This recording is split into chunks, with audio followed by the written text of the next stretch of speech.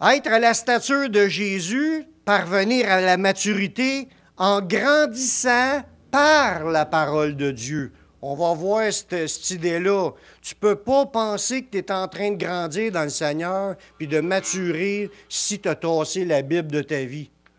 On va voir que pour être grand dans le Seigneur, aux yeux du Seigneur, c'est quelqu'un qui est enraciné dans sa parole, qui est en amour avec la parole, puis sa vie, c'est d'annoncer la parole. Il y a beaucoup de gens intéressés par la Bible. C'est le best-seller mondial. C'est le livre qui a été le plus vendu à travers le monde dans toutes les langues. Oui, il y a plein de monde qui sont intéressés par ce livre-là, parce que pour le monde qui ne connaisse pas Dieu, c'est quand même un livre mystérieux, un livre dans lequel on peut trouver peut-être des prophéties, l'Apocalypse, puis toutes sortes de sujets, Jésus. Là, eux autres, tout le monde ne savent pas c'est qui Jésus, mais ils savent que ça parle de Jésus dans la Bible, puis des belles histoires à raconter aux enfants. Ça intéresse le monde. Il y a beaucoup de gens intéressés par la Bible parce que c'est le best-seller, mais il y a même si les hommes ont essayé de le détruire, parce que dans l'histoire de la vie, les religions, puis il y a eu des guerres, puis ils ont essayé d'effacer la Bible sur la planète. Mais Dieu, c'est le Tout-Puissant, puis il a permis qu'on ait la Bible dans nos mains 2000 ans plus tard de l'histoire de Jésus. Mais en fin de compte, là-dedans, il y a des écrits qui datent de presque 6000 ans. Depuis l'histoire d'Adam et Ève, là, c'est fort. Tu as même des dialogues avec Dieu, puis tout, là, qui sont là, des prophéties même. Puis il y a eu une destruction de la planète complète au déluge, puis les paroles nous sont quand même parvenues. C'est vraiment miraculeux. Ça prenait la puissance de Dieu, fait cela. Ce livre-là, c'est pas n'importe quoi. Il y a beaucoup de gens de toutes sortes de religions dans le monde qui ont lu la Bible au moins une fois, même s'ils ne font pas partie de la croyance juive ou chrétienne. Ben, je sais qu'il y en a qui l'ont lu le Nouveau Testament, même s'ils ne croient pas en Jésus. J'en ai rencontré des gens qui n'ont pas accepté encore Jésus dans leur vie. Ils ne reconnaissent pas Jésus comme étant Dieu, mais ils ont quand même lu la Bible. Puis ils sont fiers de dire, ils n'ont rien contre ce livre-là. C'est un livre qui intéresse les gens. Ils ne l'ont pas compris, mais il y a un intérêt. Mais malheureusement, le point que je veux en venir, qui fait partie un peu de mon idée du message, du pourquoi du message aujourd'hui, il y a de plus en plus de chrétiens qui pensent qu'elle est démodée, sans importance, puis ils ne la lisent plus. Présentement. Même si c'est le livre le plus vendu sur la planète, même si c'est un livre que Dieu a préservé pendant 6 000 ans presque, puis que c'est la puissance de Dieu qui nous prouve qu'il est là, à cause que le livre il est là. Sinon, on n'aura rien de cela. Puis aujourd'hui, on est rendu dans une période, même si on sait lire, le livre ne nous intéresse presque plus, puis on est supposé être des gens qui sont en amour avec Jésus et sa parole. Pourtant, Jésus a dit combien de fois là, dans différents passages, puis dans la Bible, pas juste Jésus, mais il a dit comment est-ce que la parole de Dieu va durer de temps. Elle va durer éternellement. La parole de Dieu a été écrite là, pour exister sans arrêt. Jésus dit dans Matthieu 5,18, il dit, « Je vous le dis, tant que le ciel et la terre ne passeront point, » ça veut dire, tant que le ciel et la terre ne passeront point, il ne disparaîtra pas de la loi un seul iota ni un seul trait de lettre, jusqu'à tout soit accompli. Ça veut dire, tant que tu vois que la planète est là, ça veut dire que tu es encore les 2 pieds dessus, ça veut dire que la Bible est encore en vigueur. La parole de Dieu est encore d'actualité. Puis il y a des choses encore qui doivent s'accomplir.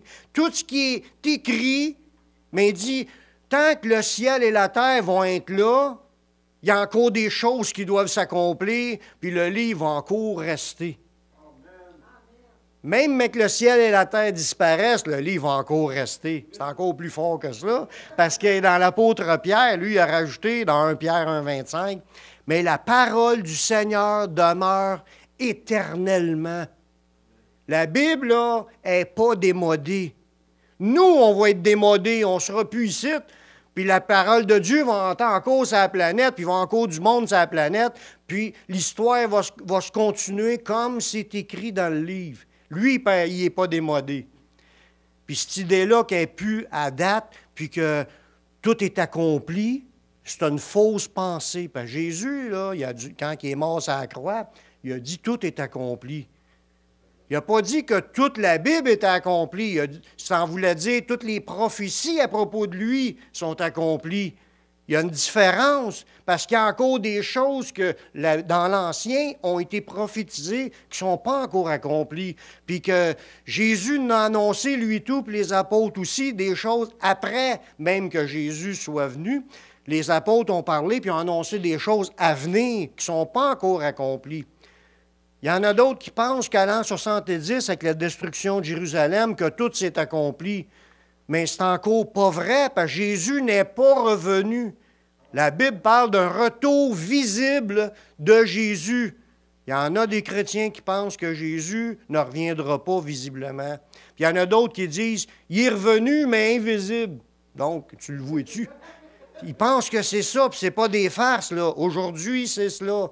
Il y a plein de monde qui parle de ce sujet-là présentement. Mais les gens font fausse route. Jésus n'est pas revenu, puis la Bible a dit, lorsqu'il va revenir, tout œil le verra. Amen. Il va revenir comme de sa gloire qui va éclairer le ciel avec tous les êtres ressuscités. Ceux qui sont morts en Jésus vont venir avec lui. Ses anges puissants vont être lui. Puis nous, les vivants qui ont la foi en lui et en sa parole, on va se retrouver avec lui pour revenir avec le Seigneur sur des nuées. Puis ça, on va savoir, c'est pas encore accompli. Puis il y a d'autres choses, des jugements sur la bête, et puis tout le kit, puis le règne de 1000 ans. Puis après ça, il va y avoir la destruction de la planète, mais il va y avoir un nouveau ciel, il y a une nouvelle terre après ça, qui ne sera pas le même kit, mais c'est prophétisé dans ce Bible-là. Donc, il y a encore des choses à arriver à la tonne. Ce livre-là est toujours d'actualité. Il n'est pas passé de date. Mais à quoi sert la Bible? Nous, on le sait que ce livre-là, il est éternel. Puis on sait même que ces paroles-là vont juger le monde à la fin, après. C'est ça que Jésus dit, mes paroles, c'est ça qui va juger le monde à la fin. Fait que ils sont là pour rester. On ne pourra pas changer ça. Puis même si les gens veulent à tout prix changer ça, parce qu'il y a comme un gros problème de mal-compréhension. Il y en a qu'on va dire que c'est de la mal-compréhension, puis il y en a d'autres, c'est mauvaise volonté, de ne pas vouloir se soumettre, d'obéir. Parce que le livre est là. Puis là, en ne voulant pas se soumettre, ils vont dire, mais ça, c'était dans ce temps-là, ça, c'est plus bon. On enlève les pages, puis on garde juste, on est rendu qu'il nous reste quasiment juste le couvert. À quoi sert la Bible? Bien, elle a plusieurs buts. Dieu, quand il a permis qu'on ait ce livre-là, il y avait des buts. Il veut se servir de ça pour nous rendre à maturité, pour nous rendre comme Jésus. Imaginez, là, si Jésus serait venu il y a 2000 ans, on n'aurait pas eu le livre aujourd'hui. Comment est-ce qu'on aurait fait pour connaître le chemin? Impossible. Déjà, là, il y a une Bible, puis il y a déjà plein de monde qui prêche toutes sortes de chemins différents. Fait qu'imagine-toi s'il n'y aurait pas de Bible. Personne n'aura une possibilité de savoir qu'est-ce que Dieu aime, qu'est-ce que Dieu n'aime pas. Mais dans ce livre-là, c'est là pour nous expliquer ce que Dieu avait à nous dire. La première raison pourquoi c'est là, Dieu avait des choses à dire à ses créatures, puis il ne voulait pas les dire rien qu'à ceux dans ce temps-là. Il voulait que tout le monde le sache, même jusqu'à la fin de l'histoire de la vie. Il voulait que tout le monde connaisse son témoignage puis sa loi. Dieu, il s'est révélé, il a expliqué des choses. Il y avait un message à dire, puis c'est important d'être au courant. Il n'est pas démodé, ce livre-là, puis il va demeurer éternellement. Tout ce qu'il y a là-dedans est encore important pour les gens d'aujourd'hui. Première idée, Dieu, par la Bible a perpétué le témoignage de Dieu, sa loi, puis sa volonté, que l'on doit transmettre aux autres. C'est le témoignage. C'est quoi le témoignage? J'en ai parlé un peu l'autre jour. Toute les choses que Dieu a faites pour prouver qui qu'il était, par ses miracles. Quand Moïse est allé voir le Pharaon, il dit ça, là, c'est afin que toutes les nations sur la terre puissent craindre mon nom. Il dit, je l'ai manifesté, ce gars-là, là, dans le but de manifester ma gloire. Il a permis que ce gars-là, il s'est endurci, puis le gars, en continuant de s'endurcir, Dieu a démontré sa puissance. Il a combattu tous les faux dieux de l'Égypte avec ses 10 commandements. Puis, il a manifesté sa puissance pour démontrer à tous que lui, Dieu, il est Dieu. Bon, ça, on appelle ça son témoignage. Il a rendu témoignage de lui. Fait que tous les miracles qu'on voit là, depuis Adam et Ève, là, tous les prophètes, Moïse, puis Jésus, tous les miracles que les apôtres ont faits, c'est le témoignage de Dieu pour démontrer qui il est. Puis qu'est-ce qu'il peut faire comme intervention dans ce monde? Il l'a montré. Puis ça nous sert d'exemple à nous pour nous encourager à avoir la foi. Tu sais, si on voit que Dieu il a permis que Pierre a marché sur l'eau, ça peut donner l'espérance à quelqu'un de vouloir marcher sur l'eau. Mais c'est une idée que je dis, mais tous les miracles, s'il a guéri des malades, il a chassé des démons, il a ressuscité des personnes, puis qu'on dit que Jésus est toujours le même, ça te donne la foi pour t'accrocher à lui, pour espérer voir ces choses-là dans ta vie. Bon, mais Dieu a permis qu'on ait la Bible pour son témoignage, puis aussi sa loi. Parce que dans l'Ancien Testament, on voit qu'est-ce qu'il a donné comme loi, puis dans le Nouveau Testament, on voit aussi la loi de Christ, l'enseignement de l'Évangile. Si ce livre-là est là, il y a encore des raisons. Il veut nous partager sa manière de penser.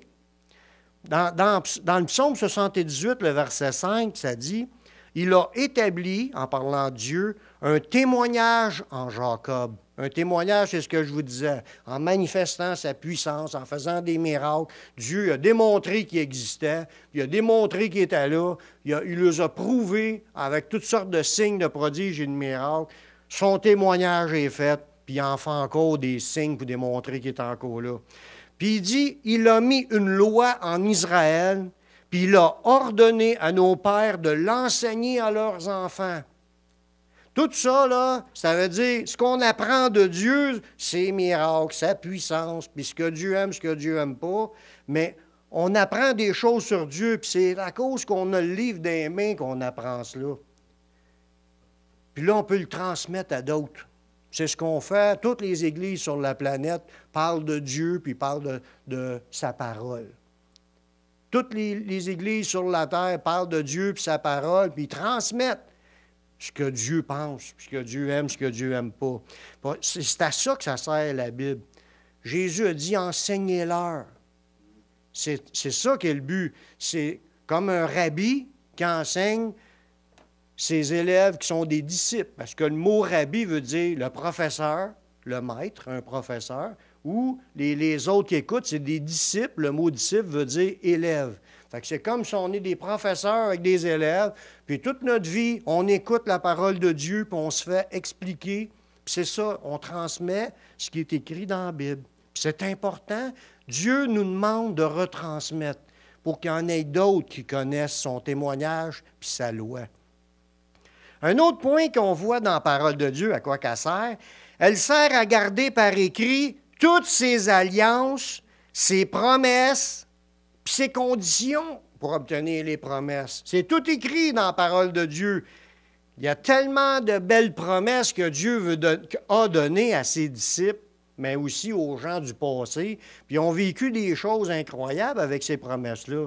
Quand le peuple d'Israël a eu la promesse qui était pour avoir la terre promise, mais ils ont cru, puis ils ont été. Il y en a qui n'ont pas rentré, mais il y en a qui ont rentré, puis ils ont rentré dans la terre promise, puis ils ont gagné leur territoire, puis ils ont pu vivre là des centaines d'années, etc., des milliers d'années. Mais ils n'ont perdu un bout, mais l'idée, c'est Dieu accomplit ce qu'il a écrit, ce qu'il a promis. On voit dans 1 Chronique, le chapitre 16, les versets 15 à 17, ça nous dit, « Rappelez-vous à toujours son alliance. » Comment je peux me rappeler son alliance si je ne la connais pas? Comment je peux la connaître, son alliance, si je ne la vois pas à quelque part? Comme je vous disais tantôt, si on n'aura pas la Bible des mains aujourd'hui, on ne pourra pas connaître son alliance. C'est une des raisons pourquoi ce livre-là n'est pas passé date. On apprend à connaître son alliance qu'il a faite à travers Jésus. Il en avait fait une avant, mais il en a fait une avec Jésus. Puis c'est important que je l'aie des mains, cette alliance-là, puis que je puisse la connaître, puis que je puisse me conformer à ce qui est écrit dans cette alliance-là, parce qu'il y a des conditions pour entrer dans l'alliance. Il dit dans 1 Chronique 16, le verset 15 à 17, « Rappelez-vous à toujours son alliance, ses promesses, pour 1000 générations. Si je veux que 1000 générations après moi entendent la promesse, ses promesses et ses alliances, c'est important que ça soit écrit dans un livre. C'est pour ça que Dieu a permis que la Bible nous ait été écrite puis qu'on l'a encore dans les mains. On voit ses promesses, on voit ses alliances, on voit son témoignage, on voit sa loi. On voit les conditions pour hériter ses promesses. Il dit l'alliance qu'il a traitée avec Abraham et le serment qu'il a fait à Isaac, il l'a érigé pour Jacob en loi, pour Israël en alliance éternelle. Ça veut dire que Dieu, quand il promettait de quoi, c'était pas juste pour ce temps-là, il promettait les choses pour l'éternité. C'est important qu'on les sache, si c'est des alliances éternelles que Dieu fait avec les humains. Puis nous, on est des héritiers présentement, des héritiers selon une alliance. Puis pour que je sache la portée de cette alliance-là avec Jésus, parce que c'est par le sang de Jésus, la nouvelle alliance, en son sang. Là, je suis héritier de la nouvelle alliance, mais une alliance qui m'apporte quoi, qui me donne quoi, c'est quoi les conditions qu'il faut que je vive. Mais tout ça, c'est expliqué dans son livre. C'est pour ça qu'il est important que je l'ai. Il n'est pas passé date, il est en cours d'actualité. La parole de Dieu, elle a encore d'autres effets. La Bible, là, elle a encore d'autres effets. Elle nous permet, vu qu'on suit cette logique-là, elle nous permet d'être sauvés. Si je n'aurais pas eu la Bible dans les mains, je n'aurais pas pu savoir comment faire pour être sauvé. Parce que je l'ai su comment faire pour être sauvé quand quelqu'un me dit que Jésus avait fait ça. J'ai dit, ouais, t'as une minute, j'ai commencé à lire moi aussi. Puis en lisant, je me suis aperçu que j'ai compris. C'est ça qui a permis que je puisse me donner au Seigneur. Parce que j'avais le livre dans les mains. On voit que le livre est encore bien important, même pour être sauvé. Il dit dans la parole, Paul, il dit, comment croiront-ils s'il n'y a personne qui prêche? Mais on prêche quoi? On prêche ce qui est écrit dans la Bible. On prêche l'Évangile éternel. On prêche l'Évangile de Jésus, la bonne nouvelle de Jésus. Mais dans Romains 1,16, ça nous dit, c'est Paul qui parle, il dit, j'ai pas honte de l'Évangile. C'est une puissance de Dieu pour le salut de quiconque croit. Hey, on a de quoi de puissant dans les mains. On a de quoi de puissant dans les mains. La Bible, là, ici en anglais, c'est écrit Holy Bible, la Bible sainte. La Sainte Bible, c'est la sainte parole de Dieu. Ceux qui ne savent pas, Bible veut dire livre, tout simplement. Le Saint Livre. Pourquoi qu'il est saint, ce livre-là? Parce que les paroles dedans du Dieu saint, il y a le témoignage du Dieu saint, il y a son alliance, il y a ses promesses, il y a toutes ses conditions pour entrer au ciel. C'est écrit dans le livre saint. Ce livre-là, Dieu n'a pas permis qu'il soit détruit. Il a permis qu'à la fin des temps que nous sommes rendus présentement, qu'on l'ait encore dans les mains. C'est extraordinaire. C'est pas du n'importe quoi. Ce livre-là, là, il est éternel. Tout ce qui est écrit là, on va le revoir encore rendu l'autre bord. Parce que c'est Dieu qui est l'auteur. Puis c'est le seul livre sur la planète dont l'auteur est encore vivant. Bien, pas le seul livre, il y en a encore des livres aujourd'hui, mais c'est le plus vieux livre qui est sur la planète que l'auteur est encore vivant. L'auteur, c'est Dieu lui-même. Amen. Puis j'espère qu'on n'est pas tanné de ce livre-là, qu'on n'est pas las des paroles qui sont écrites là-dedans. Ça nous permet que quiconque croit puisse être pardonné, être sauvé, avoir la vie éternelle. C'est quelque chose. Un autre point que Dieu nous parle par sa parole, on voit encore là-dedans l'importance de sa parole, c'est que la parole de Dieu nous permet de survivre spirituellement puis de grandir dans la foi. Sur quoi qu'on se base pour dire que la parole de Dieu me permet de survivre spirituellement? Ça veut dire que quelqu'un qui a été sauvé puis qui est en vie, parce qu'il a été né de nouveau, peut mourir spirituellement dans sa vie si... On va voir quoi? Jésus le dit, il a commencé à en parler dans Matthieu 4,4. Jésus a répondu, il est écrit, il est parlé au diable, là. L'homme vivra pas de pain seulement, mais de toute parole qui sort de la bouche de Dieu. Jésus est en train de nous dire qu'un humain qui est debout, 2 pieds debout, là, tu sais, il ne peut pas vivre juste de pain. Tu vas vivre en te nourrissant de la parole de Dieu. On le sait que ça n'a pas de rapport si je lis que mon corps va être vivant. Non, ça ne change rien à mon corps, ça change de quoi? À mon état spirituel. Amen. La Bible, la parole de Dieu, c'est une nourriture spirituelle. Tu ne peux pas dire que tu es chrétien et t'arrêtes de manger spirituellement parlant. T'arrêtes de te nourrir de la parole, c'est pas long que tu vas tout oublier ce qui est écrit. Puis tu vas marcher dans quoi? Tu vas marcher dans le champ. Tu vas t'égarer, tu sors du sentier resserré quand tu ne marches plus selon la parole. On va le voir. Puis il n'y a pas juste l'aspect de commencer à marcher tout croche. On va voir que la parole de Dieu, c'est une puissance qui nourrit notre foi. Notre foi, c'est spirituel, c'est pas physique. Je ne peux pas toucher à ma foi. Je peux toucher à mon corps, je peux toucher à la table, au livre, mais ma foi, c'est spirituel.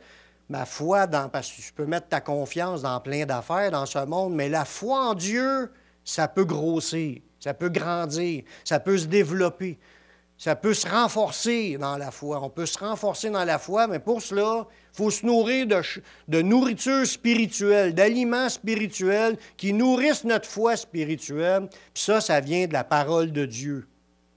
La foi vient de ce qu'on entend. Ce qu'on entend vient de la parole de Dieu. Amen. Plus tu vas te nourrir de la parole de Dieu, plus tu vas grandir dans la foi. Si tu l'écoutes avec des yeux de foi, bien entendu, si tu es rempli de doutes puis tu charges de l'aller juste pour trouver des erreurs, elle n'aura aucun effet dans toi. Elle a de l'effet que dans ceux qui y croient. Mais tout ce qui est là est vrai et éternel, puis tout va s'accomplir, mais Dieu a mis comme critère qu'il fallait avoir la foi pour que ça soit activé comme livre. C'est la foi qui active ce qui est écrit. Les promesses, c'est par la foi que tu vas les saisir. Pourtant, il était là, oui, il était là, mais toi, tu dois avoir la foi pour saisir le cadeau qui est en Jésus, puis pour saisir aussi toutes tes guérisons, tes délivrances, puis de marcher jusqu'à la fin avec la force que tu auras besoin. C'est tout par la foi que tu vas chercher dans la nourriture spirituelle qui est la parole de Dieu. Oui. Pierre nous dit aussi, dans ses épîtres, dans 1 Pierre 2,2, il nous dit à nous, désirez comme des enfants nouveau-nés le lait spirituel et pur, afin que par lui, vous croissiez pour le salut. Ça, là, ça dit quelque chose de gros, là. On voit que même si tu as accepté Jésus, là, 20 ans, t'es rendu où aujourd'hui dans ta vie chrétienne? Il faut que tu désires encore le lait spirituel et pur afin que tu croisses pour le salut. Oui, mais le salut, je l'ai eu en Jésus. Ça, c'est le commencement. T'es rendu où 20 ans plus tard? Es-tu encore dans ta communion, nourri dans ta foi, encore en faim et en soif de Jésus dans ta vie? Faim et soif de la parole de Dieu, ou si t'es rendu tiède et peut-être même froid? On l'a vu dans une autre étude, les tièdes vont être vomis. Ce pas des farces. On a resté bouillant pour le Seigneur.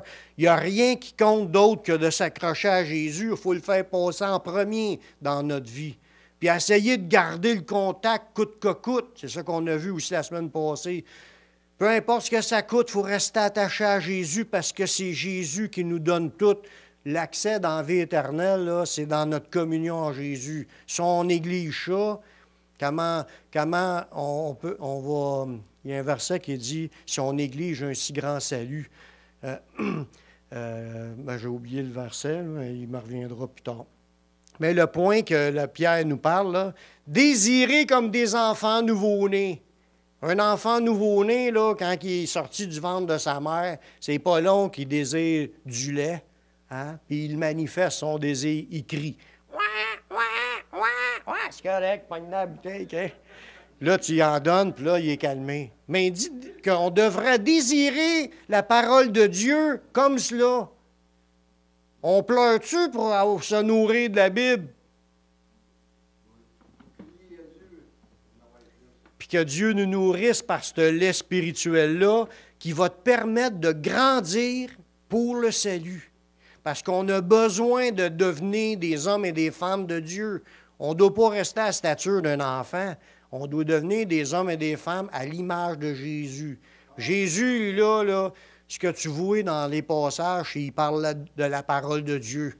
Il parle là des promesses, il expliquait les choses qui concernent le royaume, des paraboles, puis il expliquait les affaires. C'était ça sa vie. C'était ça sa raison de vivre. Bon, si on veut devenir comme lui, on a besoin de mettre une grande place de la Bible dans notre vie.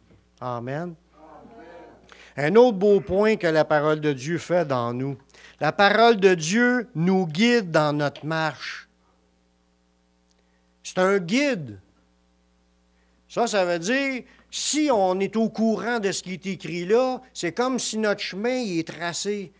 Puis on a des limites chaque bord qui sont affichées, sont écrites. Faites pas ça, touchez pas à ça, puis là tu t'enlignes dans le centre. Pas sur le bord de la ligne, puis marcher sur la ligne, là. Tu sais, on a un pied dans le monde puis un pied dans le Seigneur. Non, on marche dans le centre du chemin, on s'enligne à avancer vers le Seigneur. Dans Proverbe 6, 23, c'est sûr j'aurais pu prendre le passage « Ta parole est une lampe à mes pieds, une lumière sur mon sentier ». Mais tout le monde la connaît, celle-là. Prenez le verset dans Proverbe 6, 23. Il dit « Car le précepte est une lampe. » Et l'enseignement, une lumière. Et les avertissements et la correction sont le chemin de la vie. Voyez-vous, Dieu il avait prévu que notre chemin soit éclairé bien comme il faut. Dans cela, on retrouve tous les préceptes, les enseignements, les avertissements, puis même les corrections. Tout ce que tu as besoin de savoir, c'est écrit. Tu n'as pas besoin de plus que ça. Juste avec ça, on a assez pour marcher. Mais c'est sûr, ça prend aussi que le Saint-Esprit nous les éclaire, qu'il nous fasse comprendre. Mais si tu as l'Esprit Saint et tu veux être guidé par la Bible, tu es sûr de rentrer. Parce que là-dedans, tu as tout ce qu'il y en est de ce que Dieu aime, ce que Dieu n'aime pas, du chemin qu'il nous a demandé de suivre. Jésus a tout expliqué à ses disciples, les apôtres avec. On fait partie de la nouvelle alliance, puis on connaît même les promesses qu'on va avoir à cause de la nouvelle alliance, puis on connaît le chemin, Jésus le dit, les apôtres avec. C'est le chemin de la vie. Si tu marches dans ce chemin-là, tu es sûr de te rendre. Ce chemin-là s'appelle Jésus. Suivre son chemin, c'est suivre sa parole. Jésus l'a dit, il n'y a pas besoin de personne qui dise « Seigneur, Seigneur », c'est pas ça, c'est pas assez. Il dit « C'est ceux qui font la volonté de mon Père ». Puis ça, c'est important de la connaître, puis de marcher, même 2000 ans plus tard, est encore faire sa volonté, c'est encore ce qui est écrit là. Il y a des choses qu'on peut faire, des choses qu'on ne peut pas faire. Des choses qu'il nous demande, puis des choses qu'il nous dit de ne pas faire. C'est très clair, puis le chemin, il est bien borné. Marchons ensemble, puis on marche dans le chemin de la vie. C'est le chemin de Jésus. Jésus l'a dit, efforcez-vous d'entrer par la porte étroite. C'est Jésus, la porte étroite. Car large est la porte, spacieux le chemin qui mène à la perdition. Il dit, il y en a beaucoup qui rentrent par là, mais étroite est la porte, resserré est le chemin qui mène à la vie, puis il y en a peu qui les trouvent. Il faut que tu trouves la porte, puis il faut que tu trouves le chemin. C'est écrit « les trouve ». Puis ça, là, la porte, c'est Jésus, puis le chemin, c'est la parole de Jésus. C'est sa parole.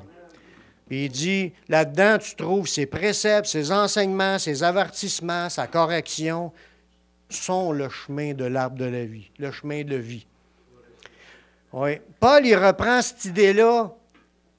En disant que la parole de Dieu sert comme guide moral pour éclairer notre chemin.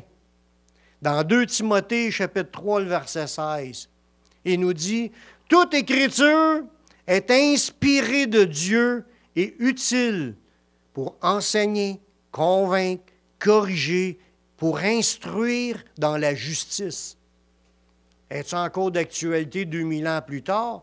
Si je veux être instruit dans la justice, où vais-je puiser? C'est dans la parole de Dieu. On ne peut pas dire que c'est démodé, puis c'est fini, puis ça ne compte plus. Si tu veux devenir comme Jésus, il faut que tu connaisses ce que Jésus a dit. Puis il faut s'enligner là-dedans. Paul, il a aussi dit à Timothée, c'était pas juste un jeune. Timothée, là, c'est un évangéliste, puis c'est un pasteur. Il est envoyé par Paul, des fois, pour aller établir des anciens dans des villes, pour aller porter des messages que Paul lui disait. Paul, il disait des affaires, puis là, il partait, puis il savait qu'il était jeune, mais il avait l'autorité du Seigneur. Il avait reçu des dons par imposition des mains, puis c'est un gars qui était établi pour être un compagnon de voyage avec Paul, puis il avait une autorité. Puis c'est un gars qui, dans son autorité, à un moment donné, il s'est découragé. Parce qu'il était jeune, puis il y a des églises qui le méprisaient. Parce qu'il y a des églises qui, même un bout, il y a l'église de Corinthe, comme par exemple, elle ne voulait même plus que Paul y aille. Il était renflé d'orgueil, puis il y avait du monde qui menait dans l'église, c'était pas des hommes de Dieu. Il dit ça, c'est des ouvriers trompeurs, des apôtres déguisés en ministres de Christ, puis ils vont recevoir selon leurs œuvres. Mais l'idée, c'est que Timothée était influencé parce qu'il était jeune, puis Paul l'a encouragé à se fortifier, à ranimer ses dons, puis à se raffermer dans le Seigneur. Puis regardez bien ce que Paul lui dit pour qu'il puisse se fortifier dans le Seigneur. Dans 1 Timothée 4, le verset 13 à 16. Paul, il dit à Timothée, « Jusqu'à ce que je vienne, applique-toi à la lecture. » La lecture de quoi? La lecture des écrits de la parole. Applique-toi à la lecture, à l'exhortation, à l'enseignement. Là, il dit, concentre-toi, mets du temps là-dedans. Tu veux grandir, là, je sais que tu as des combats, mais applique-toi à cela. Néglige pas le don qui est en toi, qui t'a été donné par prophétie, par l'imposition des mains de l'Assemblée des Anciens. Et, regardez bien le verset, là. Occupe-toi de ces choses. Occupe-toi-en, là. La lecture, l'exhortation, l'enseignement. Occupe-toi de ces choses. Donne-toi tout entier à elles. Afin que tes progrès soient évidents pour tous. Parce que quand tu t'appliques à lire la Bible, à l'étudier, à la méditer, puis à en parler, tu grandis dans le Seigneur. Pourquoi? Parce que tu manges la nourriture spirituelle. Tu vas te développer spirituellement. Tu vas être capable d'ouvrir la bouche, puis tout le monde va dire tes progrès sont évidents pour tous. Tout le monde va dire wow, il a grandi, ce frère-là. Y a-t-il un amen à cela? Puis il continue au verset 16. Veille sur toi-même. Paul dit ça à Timothée, qui est un homme de Dieu, là, même s'il était jeune. Veille sur toi-même et sur ton enseignement. Persévère dans ces choses. Lâche pas d'étudier, de méditer puis de prêcher. Persévère dans ces choses, car en agissant ainsi, tu te sauveras toi-même puis tu sauveras ceux qui t'écoutent. Comment se fait si le salut ne se paie pas? Pourquoi que Paul dira ça? On voit bien qu'il y a quelque chose qui ne marche pas, là. Timothée était tellement découragé qu'il avait affaibli dans la foi. Il a besoin de te remonter. Comment est-ce que Dieu a encouragé Timothée pour qu'il puisse être remonté? Il a-tu dit, je vais juste faire une prière pour toi? Non. Il a dit, lis la Bible, étudie-la, médite-la, parle, explique-la la Bible, parle de la Bible. Autrement dit, applique-toi à ces choses, donne-toi tout entier, tes progrès vont être évidents, puis c'est de même que tu vas te sauver, puis tu vas sauver ceux qui t'écoutent. Voyez-vous, il y a quelque chose là. Est-ce importante la Bible aujourd'hui, 2000 ans plus tard? Elle est très importante. Tu ne peux pas penser que tu vas te sauver si tu négliges la Bible. J'ai dit au début qu'il y a de plus en plus de chrétiens qui pensent qu'elle est démodée, sans importance, puis ils ne la lisent pas. Mais ils passent à côté de la nourriture spirituelle que Dieu a préparée pour ta croissance spirituelle, pour que tu grandisses dans le Seigneur, et pour que tu deviennes un homme et une femme de Dieu à l'image de Jésus. C'est pour ça que les enseignements sont là aussi dans l'Église. On est en train de faire ce que Jésus avait préparé, enseignez-leur à observer ce que je vous ai prescrit.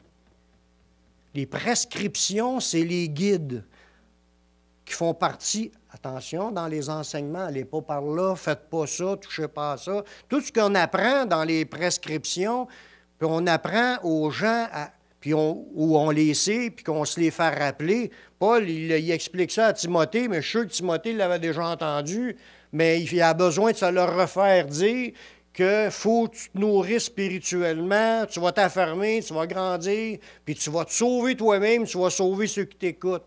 Parce que si tu négliges, tu vas devenir à la dérive spirituellement parlant. Tu n'auras plus la force spirituelle que tu as besoin pour marcher.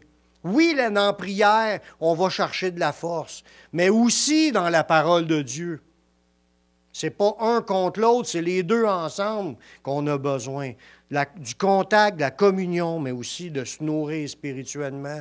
L'homme ne vit pas de pain seulement, mais de toute parole qui sort de la bouche de Dieu. Ça te maintient en vie spirituellement, puis quand tu manges pour ton corps, de la bonne nourriture, physiquement parlant, tu es capable de faire tes journées d'ouvrage, puis d'aller pelleter le 20 tonnes de garnottes. Mais c'est de même dans la vie. Si tu es capable de physiquement de réaliser cela, mais spirituellement, si tu veux être capable d'ouvrir la bouche puis de parler de Jésus quand c'est le temps, puis de prier quand c'est le temps, puis de faire les choses spirituelles, il faut que tu sois en forme spirituellement. Puis pour l'être, il faut que tu aies une nourriture équilibrée. Puis ça, c'est la parole de Dieu. On a un combat à faire.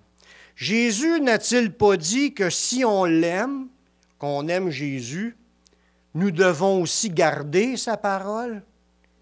C'est écrit dans Jean 14, 23 et 24.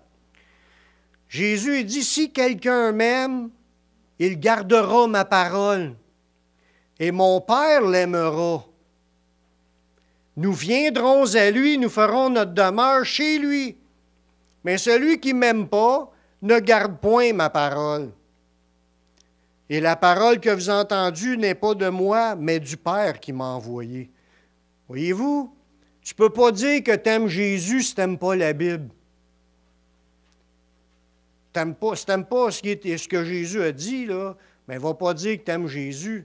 Mais si tu aimes Jésus, aime la parole qui sort de la bouche de Jésus. C'est la parole, c'est Jésus. Jésus n'a-t-il pas aussi dit que seuls ceux qui gardent et pratiquent sa parole, qui sont vraiment ses disciples? Oui, il a dit ça aussi. On voit ça dans Jean 8, 31 et 32. Jésus a dit aux Juifs qui avaient cru, il dit, « Si vous demeurez dans ma parole, vous êtes vraiment mes disciples. » Il a dit ça à du monde qui croyait. Mais pour être vraiment son disciple, il faut que tu demeures dans la parole. Il faut que tu crois en Jésus, mais il faut aussi que tu vives la parole de Dieu. Que ça soit ta vie, tu es enraciné. Si tu ne la vis pas, tu n'es pas un vrai disciple, même si tu y crois en Jésus. Il dit, si vous demeurez dans ma parole, vous êtes vraiment mes disciples, vous connaîtrez la vérité, puis la vérité vous rendra libre. C'est dans la présence du Seigneur et de vouloir rester dans sa parole que la puissance de Dieu va être pleinement active pour te délivrer. Jésus a-t-il pas dit aussi que celui qui garde sa parole ne verra jamais la mort? Oui. Dans Jean 8, 51, Jésus a dit, « En vérité, je vous le dis, si quelqu'un garde ma parole, il ne verra jamais la mort. » Il n'a pas dit, « Si quelqu'un croit en moi, ne verra jamais la mort. » Voyez-vous, il y a une différence ici. On met beaucoup l'accent dans les prédications de croire en Jésus. C'est pas assez juste croire en Jésus. Il faut que tu crois en sa parole et tu la gardes. Si la Bible ne compte pas, « Oh, je veux être sauvé, je vais avoir la vie éternelle », puis là, on jette la parole et on pense qu'on est dans le bon chemin. Tu ne peux pas faire ça. Si tu aimes Jésus, tu vas aimer ce qui est écrit là, puis tu vas avoir un intérêt à vouloir savoir ce que Jésus dit, puis de vouloir le mettre en pratique. Puis si tu pêches, tu demandes pardon, puis tu combats pour t'en sortir. Tu ne restes pas dans ces situations-là. C'est ça qui fait que, parce que tu décides vraiment de démontrer que tu aimes Jésus en gardant sa parole, et ceux qui gardent sa parole ne verront jamais la mort.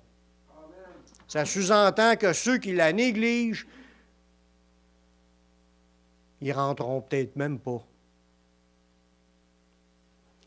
On est mieux de ne pas rester sur la ligne du « Ah, oui, non, oui, non. » Non, on ne se tient pas sur la ligne. C'est « Oui, Jésus, sa parole, puis je veux marcher de l'être. » C'est ça de même qu'il faut être en bouillant. Un dernier verset. Jésus a promis d'ouvrir les portes dans la vie à ceux qui gardent Jésus et sa parole. En gardant les deux. Dans Apocalypse 3, 8, Jésus dit, « Je connais tes œuvres. Voici parce que tu as peu de puissance et que tu as gardé ma parole, puis tu n'as pas renié mon nom. » Il y a des conditions, là. « J'ai mis devant toi une porte ouverte que personne ne peut fermer. »